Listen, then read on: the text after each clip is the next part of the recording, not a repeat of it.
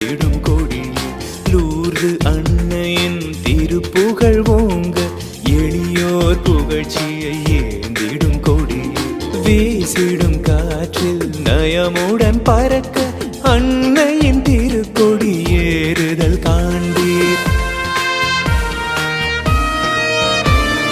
Lourdes அன்னையின் மகிமையினை குதூகலமாக பாடிடுவோம். லூர்து அன்னையின் மகிமையினை குதூகலமாக பாடிடுவோம்.